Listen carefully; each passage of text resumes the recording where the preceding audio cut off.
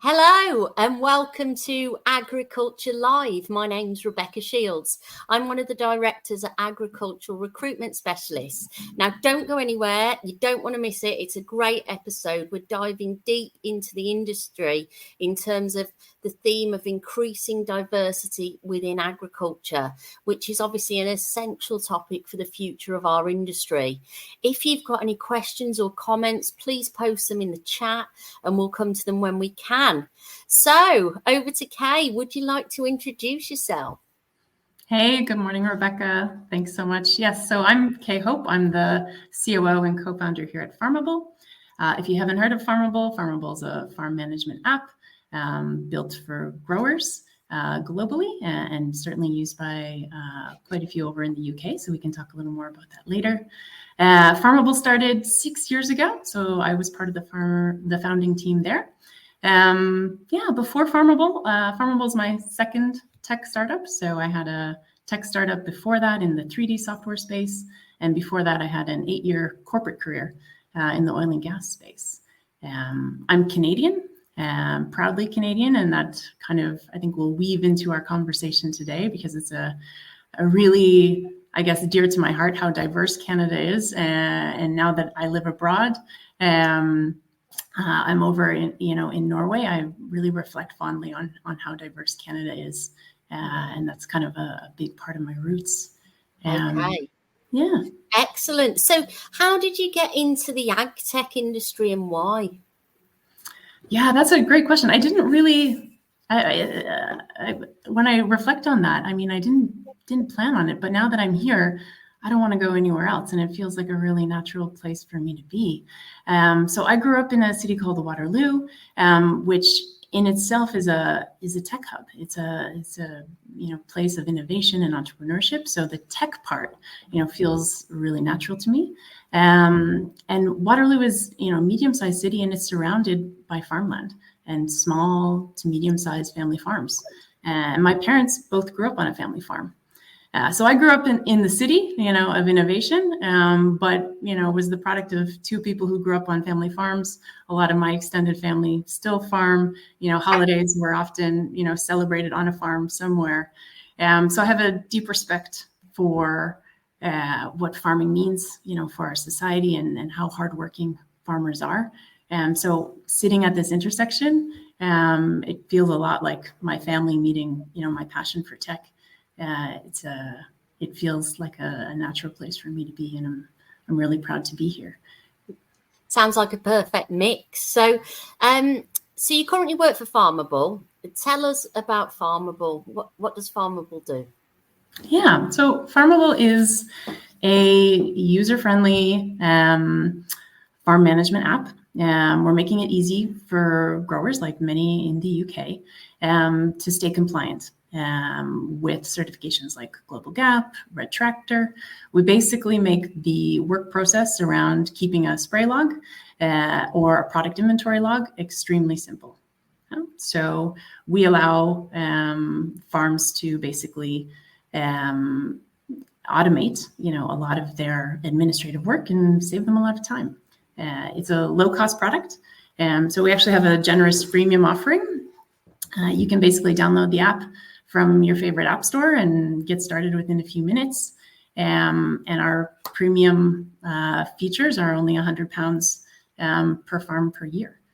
So the whole idea is to make a really user-friendly starting point that is accessible, so that if you're, essentially working with paper and pen today for a lot of your documentation, I guess, the challenge that I would give to you is hey, why not download an app and give that a try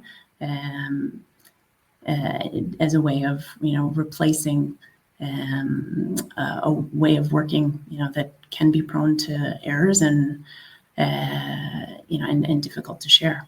So yeah, I would say if you're working on a farm and you're still using a lot of pen and paper and spreadsheets as a part of those processes, it's time to try. There's lots of great farm management tools out there, and Farmable is one of them. So give it a shot. So what makes Farmable stand out from its competitors? Yeah, I think, when you talk about competitors, when we speak about competitors, we we often think, it's still pen and paper and spreadsheets. That's, I would say, the biggest, thing that we're up against at our business. If I look into the other ag tech players out there and other farm management systems, I think where we're trying to differentiate ourselves is really with user friendliness. That's what farm managers say about Farmable. You can basically download the app and be out spraying, automatically tracking your work within a few minutes. So it's that real simplicity and user friendliness that makes people stick. I think with Farmable, we automatically GPS track your work. We save you time by automating the tank mix that you're going to use out in the field. So it's a lot about, reducing errors and giving people a simple tool that they can use instead of pen and paper. Excellent. So today, let's dive right in. We're going to be talking about diversity in agriculture. So workforce diversity, if we, sum it up, is the collective mixture of employees' differences and similarities, including behavioural characteristics, values, beliefs, experience, backgrounds, preferences and behaviours. Now, Kaye, the statistics speak for themselves. According to the 2021 Office for National Statistics, 97.2% of people employed in agriculture, forestry and fishing are white, making farming the least diverse job sector in the UK. We've also got the Office for National Statistics saying that of the 104,700 registered farmers, 20% are female. And then alarming data from the Office of National Statistics, again, that 50 gay farmers a year end their lives with the fear of coming out to loved ones being the main reason, which is tragic. So diversity as a whole, whether you look at it in terms of colour, sexual orientation, gender, everything, it's a big thing, isn't it? So what is your experience in terms of this, and what have you found out about this subject? Yeah, thanks. I mean, so sitting here as part of a global ag tech team, we have a product that we're targeting in many different markets. So, my team and I were speaking primarily to farm managers. So just to put into context our experience. So we speak with farm managers globally. To be more specific, we primarily work with farms in the UK, in specific parts of Europe, like Germany, Spain, Switzerland, Austria, Netherlands. And then going broader, we speak quite often with growers in South Africa, Australia, and North America, Canada, US. So I guess we have a unique vantage point in that we're speaking to farm managers in quite a few different countries. The statistics that you share are not surprising.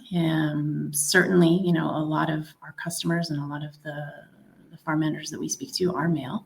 I would say one observation that we've had from the early days, and that's holding true, is that the number of women that are in more advisory roles, I would say, is something that we've really observed more than farm managers. That we do, meet female farm managers out there, and I was digging in, and I can share a couple of statistics as well on that.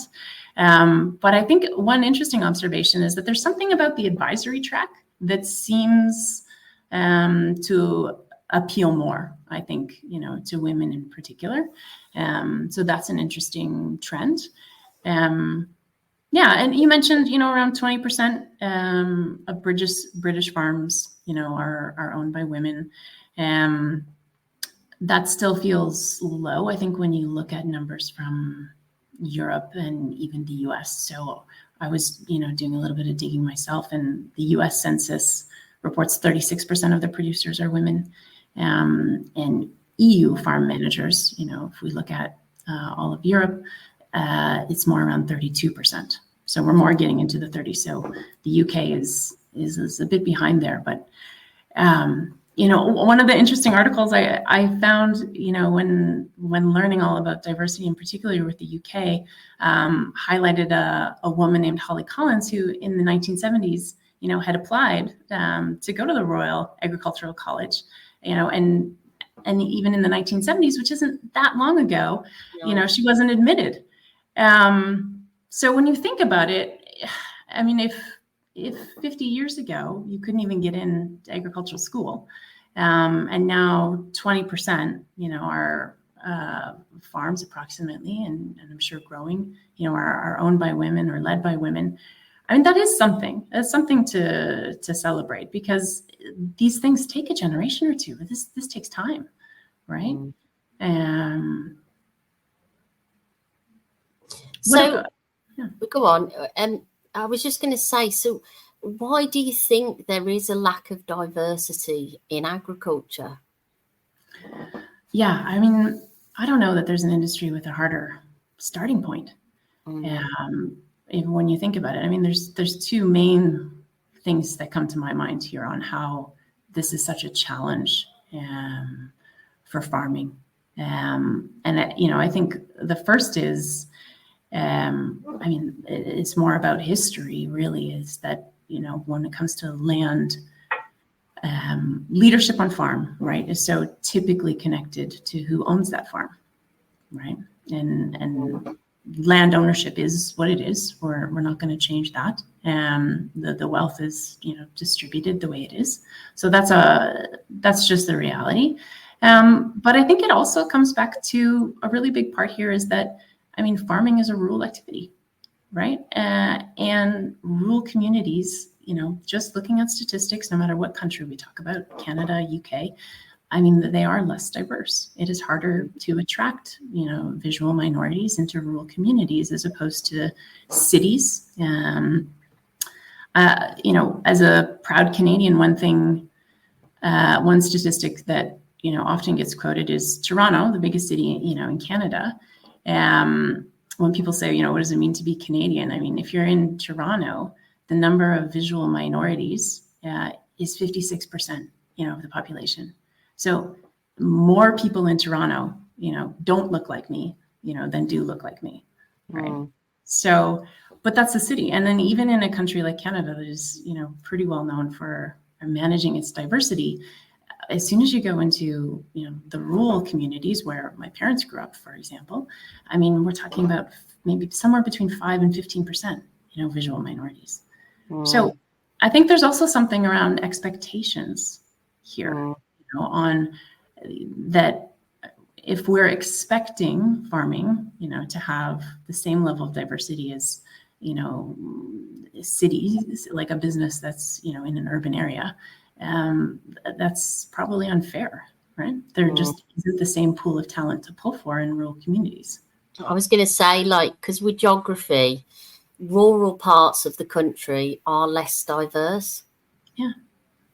So that could be one of the reasons. I mean, in the UK itself, some of the statistics say that, the average age of a farmer is in their 50s. So I think it doesn't help that we're not bringing enough of the young through, into the industry to show what we're about, in terms of diversity now.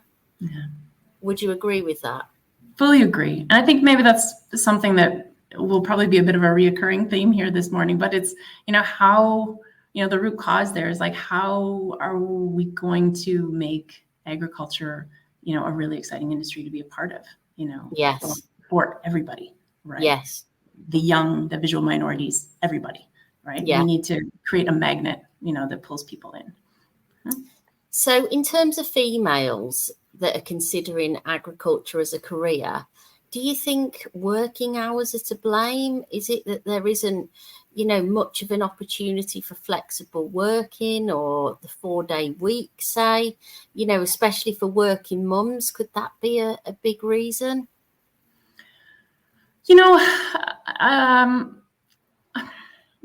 Off the top of my head, I would say probably not. I mean, I think with any career, there are more and more, there are opportunities for flexibility. And I mean, men are parents too, right? Mm. So I think, men also need flexibility on the family side. So I think having flexible working conditions is something we're all looking for, right? Mm. And we need to see that more and more in any industry, including agriculture. Yeah. Because I don't see that many jobs that offer the flexible working within our industry. Yeah. What say more about what you mean by flexible working? So, like working from home, you know, working different hours, like part-time roles. yeah, or like, using the 4-day week. Obviously, on a farm, you can't do that, can you? It's every day. Yeah. So maybe that's not attracting the people and the diversity as well. I mean, what about the fact that, just digging deep into this, could it be that there aren't enough diverse role models in the industry? Yeah, so that's something that I would definitely champion. I think anytime there's been an industry that, let's say, lacks diversity or is predominantly male dominated, we've started to see shifts. If you think historically, think about other classical male dominated industries or industries that lack diversity. Think about sporting, think about medicine, think about even something really technical like aerospace, right? As soon as we start to see like a role model and someone we can really champion and put them on a stage, then all of a sudden, that's that magnet, right? It's like, oh, I want to be like her, right? So I definitely think there's an opportunity to celebrate more the real leaders, of agriculture. Yeah. I mean, I was reading as well, often many farms are family-based, which can limit diversity. I mean, this is, I think, coming back to, I think farming has just such a difficult starting point, right? When it comes to diversity, because, it goes who owns the farm. And then typically the leadership for that farm is so, as you rightly say, so closely tied to who owns it. So it's family, and that gets passed down generation after generation. So it's almost like by definition, we're not choosing people that are different from our next of kin, to run the farm. And we know that. And there's also something beautiful that's like the tradition of farming and having that passed down generation after generation. I mean, there's something wonderful about that as well. But it doesn't do much for diversity, does it? Mm. Yeah. I mean, why do you think females take more of the advisory roles? Yeah. So I wonder if maybe when you're talking about flexible working hours, maybe it comes more to that. I mean, that might be a role that's easier to say balance off with other people if you only want to work so many days a week or have certain hours, as long as you have enough, advisory teammates, that can balance that out. There's probably a workable solution there. Yeah. And maybe it could be about role models as well. I think another piece of this that we haven't touched on yet probably comes down to the universities as well, and making sure that they attract talent into, whether it's agribusiness or, agri-sciences. They also have a role to play here in making this an attractive industry. Definitely. And Nigel Davies has said, female students now outnumber men almost 2-1 on agriculture and related courses, according to the Higher Education Statistics Agency. So there are more female agricultural experts being produced. So hope isn't lost. Let's hope it all, filters through. Okay.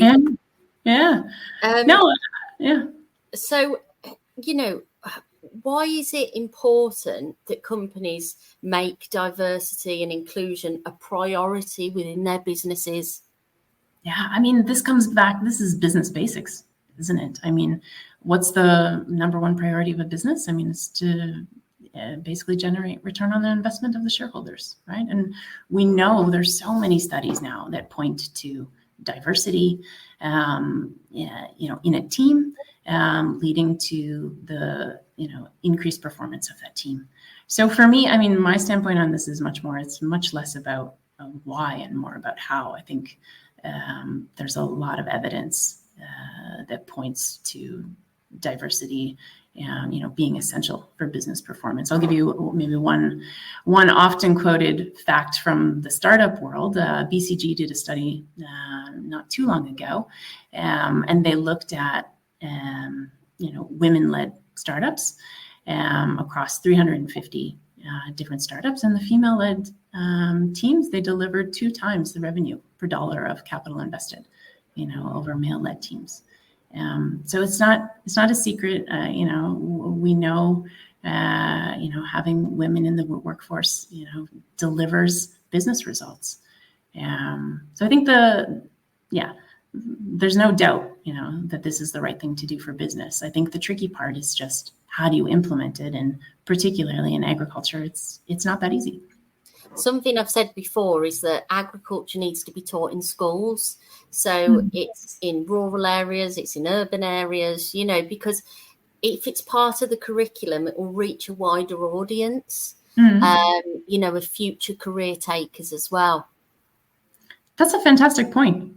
I've actually never thought about it. I mean, we think about it at, it's, a clear option, for university students to choose from, but even before that, right, that it needs to be something that is more of a focus to generate interest at an early stage. So 100% agree. Fantastic. Okay. So what I wanted to ask you is, does it also start with recruitment within organizations? What can they do? Yeah, I mean, recruitment's obviously, coming back to attracting talent. Yeah, this is core, I think, to the future of agriculture. That said, I think before recruitment as a priority, I think we have to make sure that, leadership, of any business, farm, agribusiness, support sector, the leadership of that business has to say diversity, is a priority. They have to talk about it. They have to champion it. And then and I say that because while recruitment is extremely important, but recruiting, and you can probably tell us, some real world examples here, but, recruiting for diversity, it can take maybe a little more time or a little more effort. So often it requires like headhunting, doing executive search, because it's, the passive talent pool that's out there, and actually going and finding these people that there are less of. Yeah. So it's something you actually have to be in the right mindset, and decide, yes, I'm going to spend more effort, and energy to actually make sure that my team is diverse. And that's an investment, right? So that has to be supported, all the way through. We're very lucky at Farmable that, our board and our leadership team, myself included, have been really passionate about diversity from day one. Brilliant. So a business is watching today, they're listening, they're thinking, yeah, these guys are right, I need a more diverse team. What can they do just to start today with making changes to its diversity and inclusion practices? Yeah, I actually really liked, you had an article not too long ago about diversity as a strategic imperative. And I really liked it because you got into the practical bits right away, because I think I think the biggest thing, that you can do is really talk about it, what we said, celebrate diversity, make that a core value, right? Aside from that, there's not one big thing. It's more small things, making sure, that there's, equipment that fits, that schedules reflect the reality of everybody's, requirements, men and women, that there, you talked about things like facilities. So even something as simple as restrooms, making sure that, everybody feels welcome and included. I think it comes down to the small things. The little steps can make big changes, can't they?